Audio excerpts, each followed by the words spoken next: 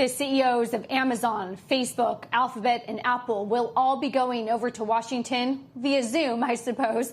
On July 27th, they're going to be in front of the U.S. congressional panel investigating competition into the technology industry. The four big tech executives are likely to face a torrent of critical questions from lawmakers on the panel's antitrust subcommittee as the investigation builds a case for revamping antitrust enforcement. To discuss, we are joined by Congressman Ken Buck of Colorado. Congressman, thank you for joining us here. Curious about what you really want to hear from these executives come July 27. Well, we've been investigating now in the subcommittee for several months, and what I personally want to hear about are how these large tech companies are using their platforms and if they are discriminating against the customers of those large platforms and competing unfairly with those customers. I think there are a number of buckets of issues that are being investigated right now. Some of the companies have purchased what would be competitors in the marketplace and have stifled competition to their platforms by purchasing these competitors. And I also think that I think a number of members want to learn more about the anti-competitive behavior that we're looking at with the products that these platforms have gone into. So we have four different companies that are in vastly different market areas. Talk to me about a few of them. Most importantly, Facebook and Amazon. Is this an an advertising issue? What really is the issue when it comes to both Amazon and then Facebook? Sure. So one of the issues with Amazon is the immense share of the marketplace that its platform has, and whether it is using that position to then create competitors to companies that are advertising on Amazon. So if you're selling widgets and you're selling widgets on Amazon, and Amazon is getting proprietary information as a result of the companies selling those widgets, and then Amazon goes out and starts its own widget company and has this competitive advantage because it has gained information as a platform, that's unfair. It may not be technically a violation of the antitrust laws. And one of the things that the antitrust committee has to do is to decide what to recommend to the full House in terms of possible changes to the law. So regulators in the past have been reluctant to enforce the antitrust laws against a supermarket that places its homemade or its in-store product in a competitive advantage to other products in the supermarket. This is a little bit different because these platforms are really unique in the amount of the market that they cover. Have the CEOs of these companies been forthcoming with you throughout the investigation?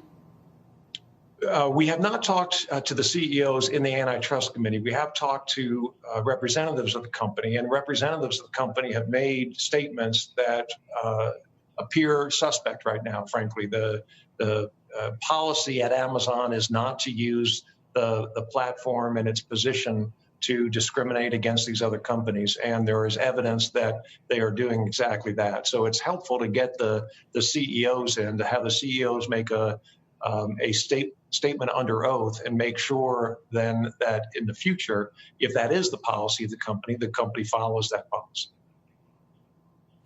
What bipartisan real changes to the antitrust law do you see as being realistic enough to be enacted next year, for example?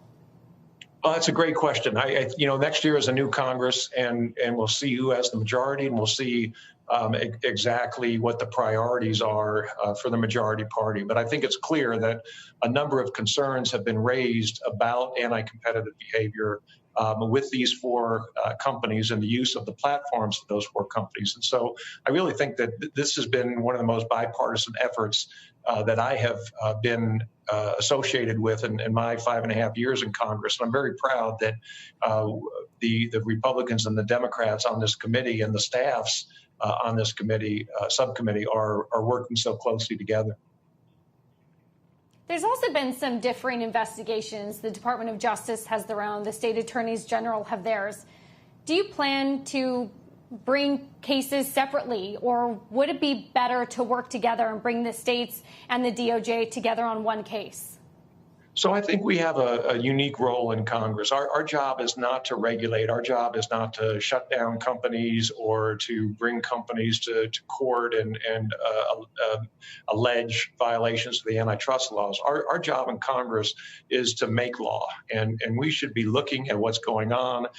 These laws have been created for a completely different marketplace. They were created to break up trusts in the early 1900s. They have been updated more recently to deal with the large telecommunications companies, but they really haven't been updated to deal with the tech companies and the platforms that we're seeing right now. And so I think our job in Congress, we should gather information from the FTC, we should gather information from the Department of Justice, but our job is to make law and to make sure that the regulators have the tools they need to make the marketplace as competitive and really vibrant as possible. The last thing we want is for the tech industry in America to be dominated by a few companies and not have the innovation that we need to compete in the world marketplace. Congressman, I want to switch gears here and go on over to TikTok. You have a bipartisan bill called No TikTok on Government Devices Act. If it's bipartisan, what's the starting point, I guess, to prevent TikTok from A, getting on government devices and then potentially banning it here within the U.S. altogether?